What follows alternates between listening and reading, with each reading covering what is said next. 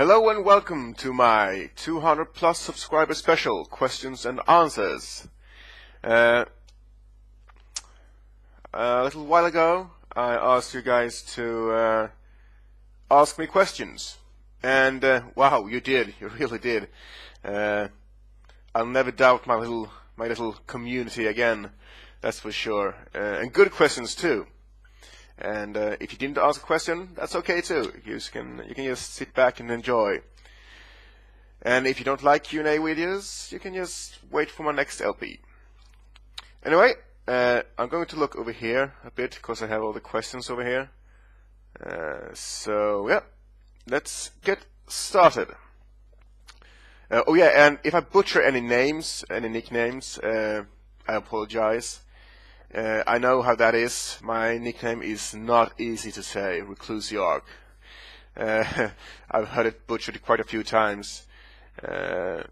So sorry in advance. It's not my intention. So I hope you have some oversight. Anyway, here's a few questions from Rustan. The first question is favorite games. Okay, so I thought about this, and I can't just pick one game. That's impossible. I do have the first thing that came to mind. It was really easy. I knew this was going to be one of the games. It's an older game, and I'm also going to pick a favorite game from more recent years. So anyway, the game that, well, it actually changed my life for the better. It was such an experience, and I'll never forget it. I played it to death, and it introduced me into a world that really just blew my mind. And it's the Baldur's Gate games from BioWare. That's Baldur's Gate, the expansion, Tales of the Sword Coast, Baldur's Gate 2, Shadows of Arm, and Throne of Ball, which is the expansion to Baldur's Gate 2, Shadows of Arm. It introduced me to a world of role-playing in a computer game, and how powerful it can be. You know, when you travel with NPCs and they actually have feelings and talk, not as much as the newer games, but you really grew attached to them. Remember, this was through four games, so you spent a lot of time with them. Sorry, and it was the first time you actually had NPCs with you that I cared about, at least. It had a great story. Before this, I only played Civilization,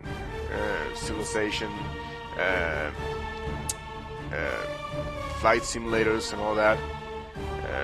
But this was something incredible, and you know, like the story and the main character, you grew attached to him as well.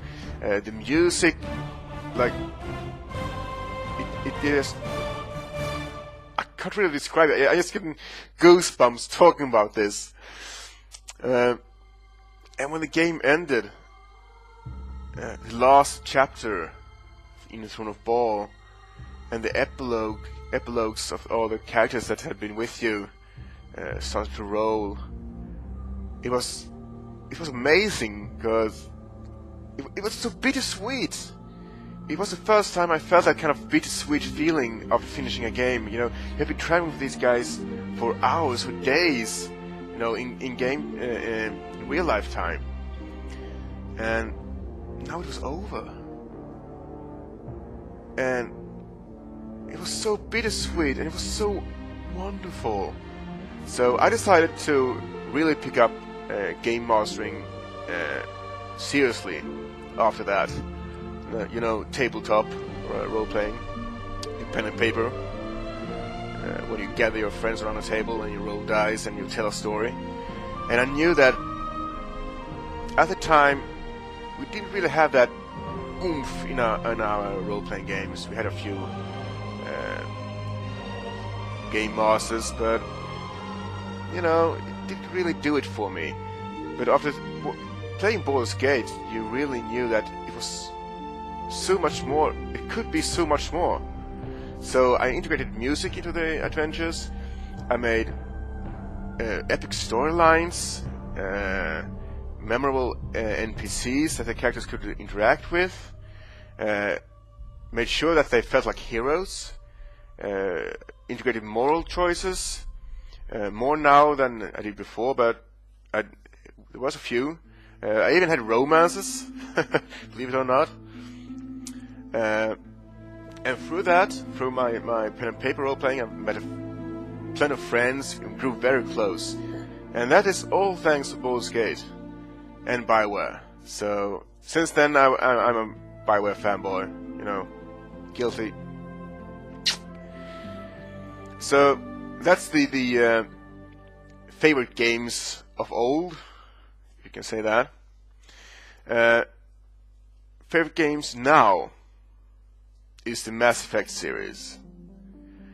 In many ways, it's similar to Baldur's Gate. You know, not graphically, nor is it as you know, top-down view or anything like that. But you know, the spirit is there. It's more cinematic, especially with the dialogue wheel and the main character talking. I actually remember when I first heard about Mass Effect, it was a console exclusive, so it didn't interest me that much, because I'm a PC gamer. I looked at it and, well, it's a new IP. I didn't like their previous new IP, Jade Empire. I didn't get into that at all. And I thought, well, I don't know, it was consoles anyway, so why bother? Then they made a PC version. And on the development of that PC version, I started to check out their advertising, you know, just to see what it is, what it was, because it is BioWare, after all. And it piqued my interest, you know. They had a advertisement where the main character, Shepard, had to make a difficult choice, and I like difficult moral choices, you know, and that piqued my interest. So I thought, what the heck, why not? I can buy it at least, and then if I don't like it, I can toss it away. So I bought it, installed it, made a engineer, and pressed play, and then I was hooked. It was so amazing. You probably heard this a few times from me, especially when I'm talking during credits. But the digital acting, the combination of voice acting, the animations, the facial animations, everything like that, was just so good. It all came together as a very cinematic experience that you played, but it wasn't like a quick-time event. You actually controlled the characters shooting and all that, and it was role-playing elements in it as well. These days there are things that are games that have slightly better digital acting, but not in this scale like Mass Effect had and has in Mass Effect 2. So that really blew my mind. Again, with the epic storytelling, and I like sci-fi. I don't really like Star Trek that much, but I love Star Wars. But this was a new IP, so it wasn't really Star Wars or Star Trek. So after Warhammer 40k, Mass Effect is actually the universe I love the most. It's for being so young, it has a very in-depth story, lots of lore, and I remember finishing the first game, and I had to wait years for Mass Effect 2. I'm so jealous of people who can just like walk into Mass Effect 2 these days. Oh man. And I've been waiting for quite a while for Mass Effect 3, and that is going to be awesome. You know, they could have a stick figure graphic with lame dialogue, and I would be like, oh, I love this game, because I'm such a fanboy. No, not really, but you know, this time I don't think they can fail at Mass Effect 3. I've seen a few videos of it, and it looks beautiful, plays beautiful, and I've read a few Twitters about the some improved facial animations and all that. It looks very promising. And we're still just at the first question. Oh man, this is going to be a long video. So there you have it. Baldur's Gate Saga and the Mass Effect Saga. Of course, there are many other really good games, like Battlefield series, that I love. I'm playing the heck out of Battlefield 3 multiplayer. Single player, I'm going to LP off, blind of course. But if I had to pick 2 games, or 2 series, those would be it. Okay, Ristan's second question is planned future LPs. As I mentioned before, Battlefield 3 single player and co-op, hopefully, if Miss Diana feels up for it. Modern Warfare 3 single player. I always like Modern Warfare games. At least they're single player. Their multiplayer is a bit too fast paced for me, I think. I rather like the Battlefield 3 multiplayer. But Modern Warfare single player has always been better than the Battlefield 3 single player. So let's see if that holds true this time as well. Mass Effect 3, of course. I mean, I'm probably going to play through the whole Mass Effect 3 game before posting any videos, and that I usually don't do that. But I'm really afraid of spoilers, because if you spoil like one thing in it, you can ruin the whole thing. So I'm going to play it, and then I'm going to put it up, because I want to share it with you, but I don't want to risk spoilers. So that's what I'm going to do. I hope you're okay with that. You lose some of the community interaction, which I don't like. Well, I like community interaction. I love community interaction. I think it's very important for an LP to have, get in touch with his fan base. But I don't like, putting that a little bit off to the side. But I will still probably answer most of the comments on the Mass Effect 3 videos. But it's still some ways off, so let's not go there just yet. The Old Republic flashpoints, that's instances for you World of Warcraft players. I will be playing some of those blind, hopefully. Just for the laughs, probably. They won't be that long. Just, so you get to see how the Old Republic is. Deus Ex let's try that again. Deus Ex Revolution. I'm a big fan of the Deus Ex games.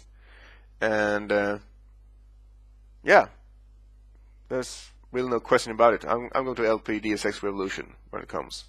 Wait, it's already out. When I get the time. I'm thinking about the Batman games, because I heard a lot of good things about them. I'm not a superhero kind of guy, in the way that I like superhero stories. Superman, Spider-Man, not my thing. But Batman seemed a bit more mature, realistic, gritty. So I might give it a try.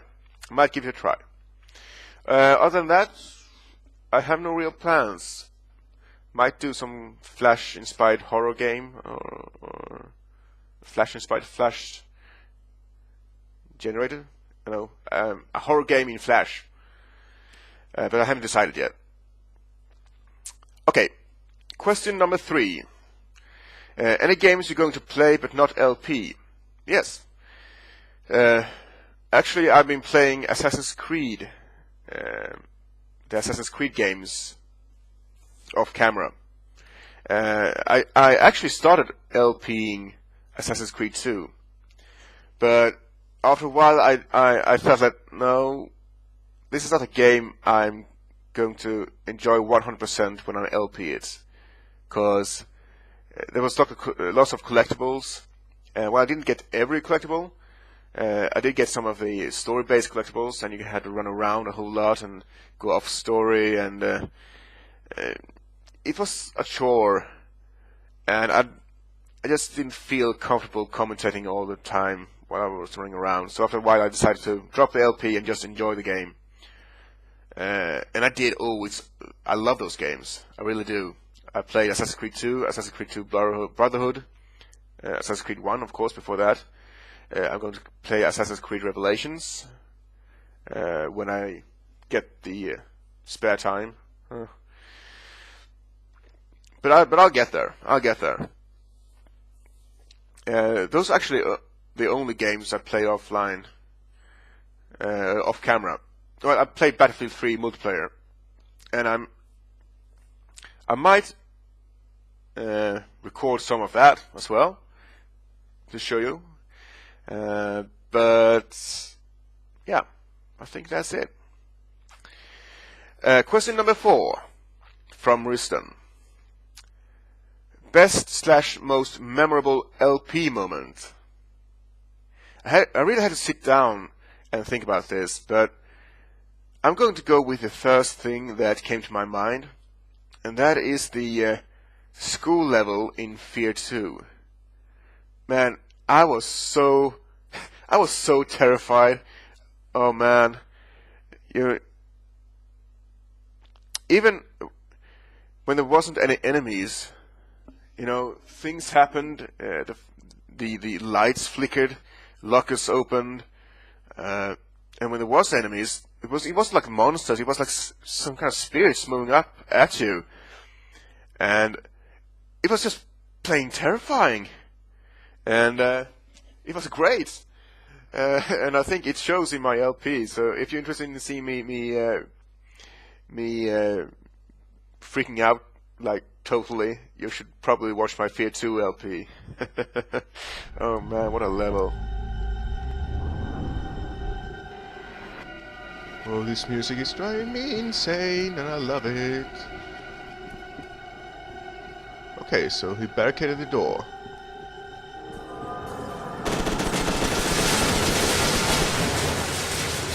Fuck me! Freaking haunted school of doom? Ugh. Come on, I ain't afraid of you. Oh, fuck, I'm afraid of you. Anyway, that was all from Riston. Thanks for the questions. Now, keep correcting my headset. Anyway, this is a question from... Wait for it. There we go. Next question is from Eric Cobra. And he asks, what inspired you to start LPing? It's a good question. I actually started LPing after I finished Mass Effect 2. One of my other big hobbies or interests I have is actually video editing.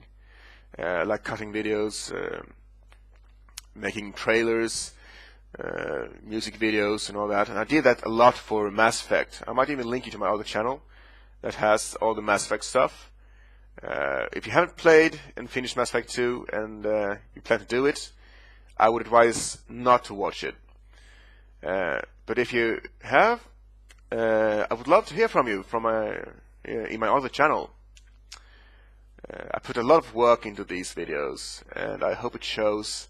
I always like the combination with the visual medium and the audio medium. Music, yeah. Anyway, if you go there, I'll probably put a link in the description. You'll see what I mean. Anyway, totally off tangent. What inspired you to start LPing? Well, doing this video editing, I was looking at other people online doing video editing of Mass Effect 2, and I came upon a Let's Play of Mass Effect 2, and I was, okay, Let's Play, alright. I clicked it, and it was this guy named Togoff. He was doing a live not a live, but a commentary over his playthrough of Mass Effect 2, as he played it for the first time, and I was like, "What is this? This is kind of great, actually." After watching it for a moment, and after watching a few episodes, I understood that this was better than TV, because this was a gamer playing something I really could relate to, and he chatted with us, and we could like comment on his play style and everything like that. It was pretty great, actually.